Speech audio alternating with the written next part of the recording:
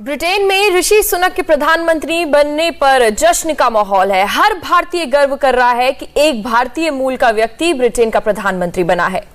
लेकिन अब सुनक के बहाने विपक्ष ने इस पर पॉलिटिक्स शुरू कर दी है। पी चिदम्बरम, शशि थरूर और महबूबा मुफ्ती के अलावा ओवैसी भी इस पर सियासत कर रहे हैं। सवाल उठाया कि क्या ब्रिटेन जैसा ही अपने देश में भी हो सकता है, यानी जैसे ब्रिटेन में अल्पसंख्यक समुदाय के ऋषि सुनक पीएम बने हैं, क्या वैसे ही अपने देश में भी कोई पीएम बन सकता है?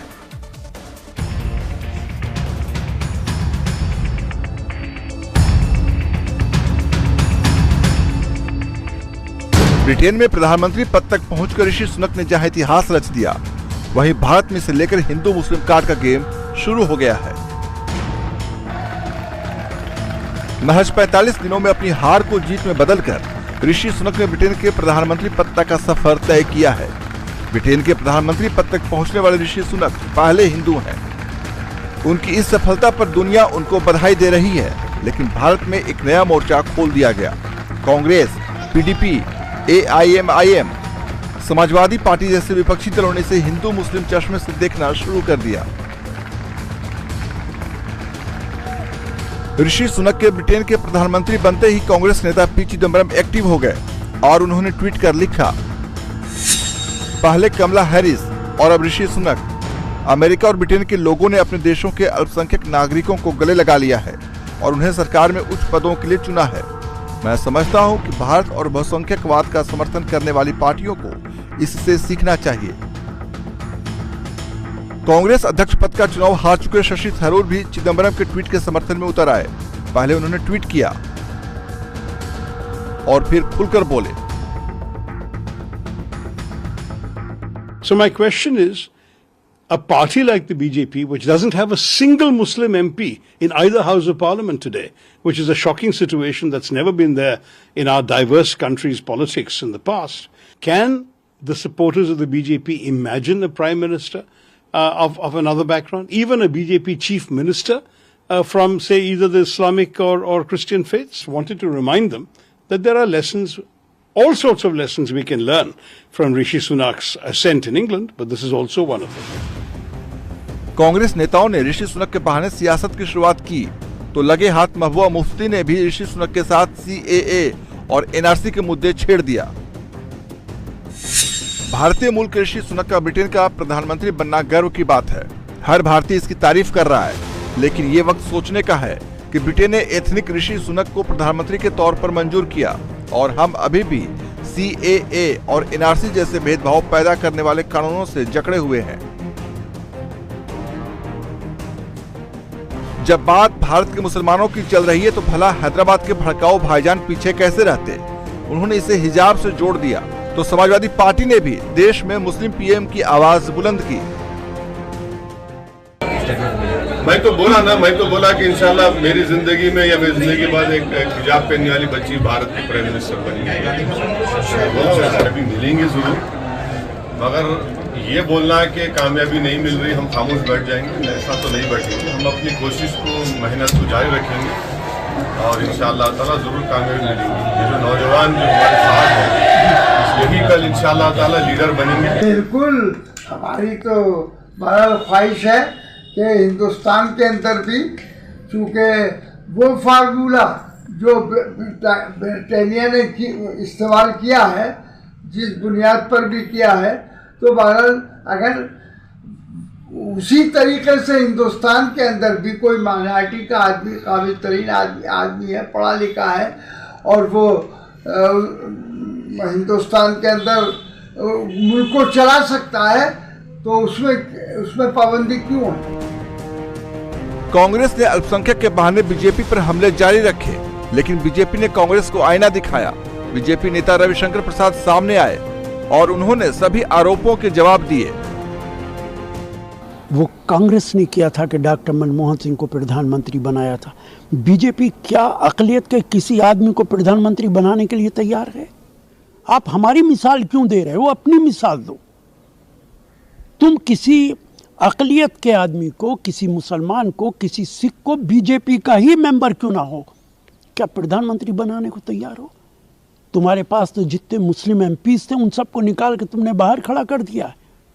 कैसे मान लें कि तुम उदार मानसिकता के लोग हो? जो कांग्रेस के मित्र ये सवाल कर रहे हैं, मैं उनसे एक बात करूंगा कि एपीजे कलाम भारत के अति लोकप्रिय योग्य राष्ट्रपति हुए, उनको किसने बनाया था राष्ट्रपति? अटल जी बिहारी वाजपेयी थे प्रधानमंत्री। एक बहुत योग्य दलित समाज के नेता रामनाथ कोविंद जी को राष्ट्रपति किसने बनाया? नरेंद्र मोदी जी ने। एक बहुत योग्य आदिवासी समाज की नेत्री आदरणीय द्रौपदी मुर्मू जी राष्ट्रपति बनी, बहुत अच्छा काम कर रहे हैं, किसने बनाया? नरेंद्र मोदी जी ने। नरेंद्र मोदी जी स्वयं किस समाज से आते हैं? बहुत ही पिछड़े समाज से, बहुत ही गरीब परिवार से। तो ये देश का बदलाव दिखाई नहीं पड़ता है क्या? देश में जब विपक्ष हिंदू और मुस्लिम कार्ड खेलने में मशगूल था, तब एक बेहतरीन जवाब सामने आया। आईएएस अधिकारी शाह फैसल ने अपने 4 ट्वीट्स का एक थ्रेड शेयर किया और उन्होंने भारत के संविधान की खूबसूरती के बारे में विस्तार से बताया। उन्होंने अपने ट्वीट में लिखा, यह केवल भारत में ही संभव है कि कश्मीर का एक मुस्लिम युवा भारतीय सिविल सेवा परीक्षा में शीर्ष पर जा सकता है, सरकार के शीर्ष पदों पर पहुंच सकता है, फिर सरकार से अलग हो सकता है और फिर भी उसी सरकार द्वारा बचाया और वापस ले लिया जा सकता है। ऋषि सुनक की नियुक्ति हमारे पड़ोसियों के लिए आश्चर्य की बात हो सकती है, जहां संविधान गैर मुसलमानों को सरकार में शीर्ष पदों से रोकता है, लेकिन भारतीय लोकतंत्र ने कभी भी जातीय और धार्मिक अल्पसंख्यकों को बाकियों से भेदभाव नहीं किया है। समान नागरिकों के रूप में भारतीय मुसलमानों को ऐसी स्वतंत्रता का आनंद मिलता है जो किसी अन्य तथाकथित इस्लामी देश में अकल्पनीय है। मौलाना आजाद से लेकर डॉक्टर मनमोहन सिंह और डॉक्टर जाकिर हुसैन से लेकर राष्ट्रपति द्रौपदी मुर्मू तक भारत हमेशा समान अवसरों की भूमि रहा है और शीर्ष तक का रास्ता सभी के लिए खुला है। भले ही कांग्रेस के चिदम्बरम और थरूर मुस्लिम कार्ड के बहाने मोदी सरकार पर निशाना साध रहे हों, लेकिन कांग्रेस के ही नेता जयराम रमेश दोनों के बयानों से किनारा करते नजर आए। मैं नहीं समझता हूं कि हमें किसी और देश से सबक सीखने की जरूरत है। जिनको जनादेश मिलता है वो मुख्यमंत्री बनेंगे। जनादेश मिले, लोकतांत्रिक तरीके से जनादेश मिले और मुख्यमंत्री बने, हमें क्या आपत्ति है? इंग्लैंड की जनता ने उनको, अभी इंग्लैंड की जनता नहीं, इंग्लैंड के पार्टी ने उनको मुख्यमंत्री बनाया है इंग्लैंड का, हम स्वागत करते हैं उनका। 7 समंदर पार का उदाहरण लेकर हमला करती कांग्रेस अपने ही घर में बिखरी नजर आने लगी। एआईएमआईएम चीफ असदुद्दीन ओवैसी ने ब्रिटिश पीएम ऋषि सुनक के बहाने सियासी बयान दिया, तो पीएम मोदी पर भी चीन को लेकर निशाना साधा। कर्नाटक के बीजापुर में चुनावी रैली करने पहुंचे ओवैसी ने पीएम पर तंज कसा। ओवैसी ने पूछा कि पीएम मोदी जब दिवाली वाले दिन जवानों के पास लद्दाख गए तो वहां चीन के जमीन कब्जा करने के बारे में कुछ क्यों नहीं कहा? तो प्राइम मिनिस्टर के बारे में, कल प्राइम मिनिस्टर जो है दिवाली मनाए लद्दाख में जाके, आप देखे होंगे कि भारत के सिपाहियों के साथ अच्छा किया गए। वो बेचारे सिपाही हमारी सरहद की हिफाजत करते हैं 15,000 फीट के ऊपर, वहां पर सांस लेना बड़ा मुश्किल। अच्छा किए प्राइम मिनिस्टर गए, मगर प्राइम मिनिस्टर जब लद्दाख को गए तो प्राइम मिनिस्टर मोदी को यह कहना चाहिए था वहां से कि चाइना अपनी फौज के साथ 50,000 फौज चाइना की डेबसांग और डेमचाक में भारत की जमीन पर कब्जा करके बैठी हुई है।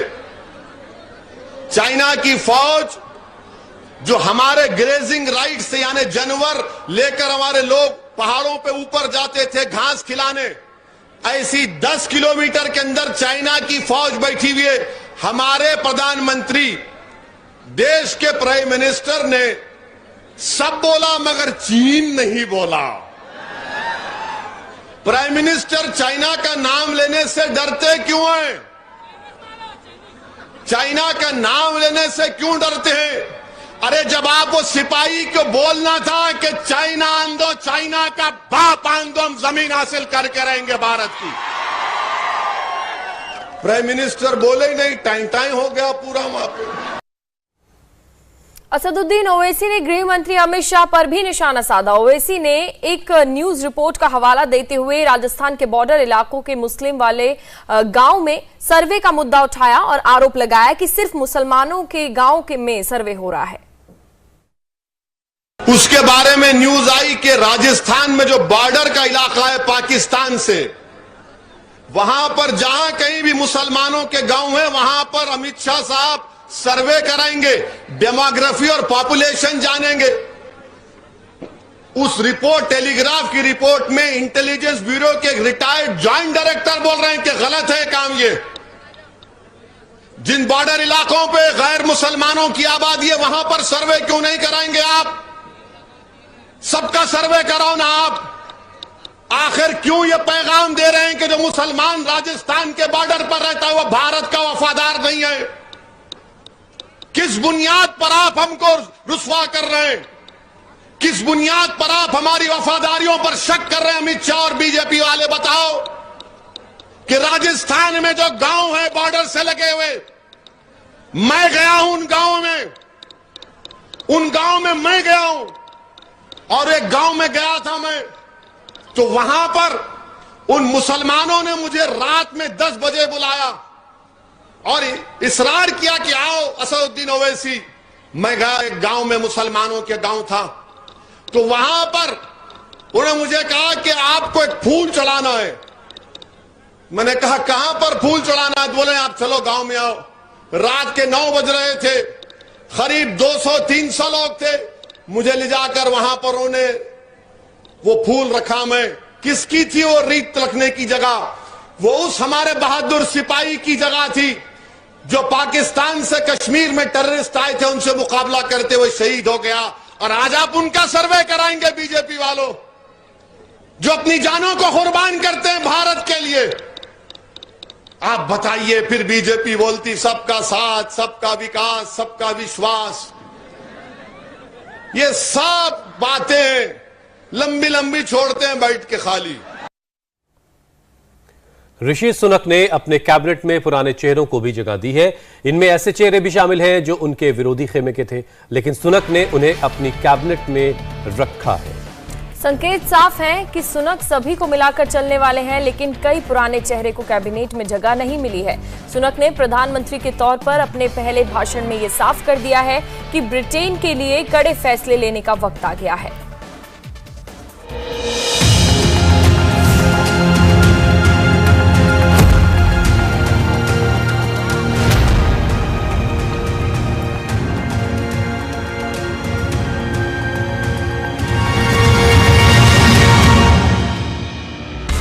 ऋषि सुनक ने मंगलवार को बकिंघम पैलेस जाकर किंग चार्ल्स से मुलाकात की और फिर किंग चार्ल्स ने ऋषि सुनक को सरकार बनाने का औपचारिक तौर पर न्योता दिया। प्रधानमंत्री चुने जाते ही ऋषि सुनक 10 डाउनिंग स्ट्रीट पहुंचे, जो कि ब्रिटेन के प्रधानमंत्री का ऑफिशियल रेजिडेंस है, और फिर अपने भाषण में उन्होंने साफ कर दिया कि ब्रिटेन के हालात कैसे हैं। It is only right to explain why I am standing here as your new Prime Minister. Right now, our country is facing a profound economic crisis. The aftermath of COVID still lingers. Putin's war in Ukraine has destabilized energy markets and supply chains the world over. Britain की पटरी से उतरी अर्थव्यवस्था का जिक्र करते हुए ऋषि सुनक ने कई बड़ी बातें कही। उन्होंने कहा कि आने वाली पीढ़ी को कर्ज के साथ नहीं छोड़ूंगा। ब्रेग्जिट का अधिकतम लाभ उठाने वाली इकोनॉमी बनाने का उन्होंने भरोसा दिलाया। उन्होंने कहा कि भरोसा जीता जाता है और मैं आपका भरोसा जीतूंगा। हेल्थ, एजुकेशन, पर्यावरण और सड़क पर विशेष ध्यान देने की बातें भी ऋषि सुनक ने कही। उन्होंने कहा कि सरकार में ईमानदारी और जवाबदेही तय की जाएगी। ऋषि सुनक की नई कैबिनेट से साफ संकेत मिलता है कि वह सबको साथ लेकर चलने की कोशिश में है। उनकी नई कैबिनेट में कई नाम चौंकाने वाले रहे तो कई पुराने नामों का पत्ता भी कट गया। सबसे चौंकाने वाला नाम सुएला ब्रेवरमैन का रहा। ब्रिटेन के पूर्व प्रधानमंत्री लीज ट्रस के कैबिनेट में गृह मंत्री रही सुएला ब्रेवरमैन भारतीय मूल की हैं। उन्होंने पिछले टर्म में भारत को लेकर विवादित बयान दिए थे। सुएला एक बार फिर ऋषि सुनक की कैबिनेट में जगह बनाने में कामयाब रही हैं। ऋषि सुनक कैबिनेट में 3 महिलाओं को शामिल किया गया है। लीज ट्रस के कैबिनेट में शामिल सुएला ब्रेवरमैन को एक बार फिर से गृह मंत्री बनाया गया है। वहीं गिलियन कीगन को शिक्षा मंत्री की जिम्मेदारी दी गई है। पेनी मोर्डेंट को भी फिर से पुराने पद पर बहाल रखा गया है। उन्हें हाउस ऑफ कॉमन्स का नेता नियुक्त किया गया है। ऋषि सुनक के कैबिनेट में इसके अलावा कई और नाम ऐसे हैं जिन्हें दोबारा मौका मिला है। डोमिनिक राब पूर्व प्रधानमंत्री बोरिस जॉनसन के मंत्रिमंडल में उप प्रधानमंत्री रह चुके हैं। इस बार उनके पास न्याय मंत्रालय भी होगा। फाइनेंस मिनिस्टर के रूप में जेरेमी हंट को फिर से मौका दिया गया है। वित्त मंत्री को नहीं बदलकर सुनक ने संकेत देने की कोशिश की है कि नई सरकार की नीतियों को लेकर चिंता करने की जरूरत नहीं है। जेम्स क्लेवरली को एक बार फिर से विदेश मंत्री, कॉमनवेल्थ एंड डेवलपमेंट अफेयर्स बनाया गया है। बेन वॉलेस को एक बार फिर से रक्षा मंत्रालय का कार्यभार दिया गया है। ग्रांड शेफ को ऋषि सुनक ने अपने कैबिनेट में व्यापार मंत्री के तौर पर शामिल किया है। मेल स्ट्राइड को वर्क एंड पेंशन मंत्री बनाया गया है। इसके अलावा कुछ ऐसे भी हैं जिन्हें कैबिनेट से बाहर का रास्ता दिखाया गया है। इंडिया टीवी हर वक्त हर जगह डाउनलोड करने के लिए सर्च करें India TV news Google play store या ऐप स्टोर पर।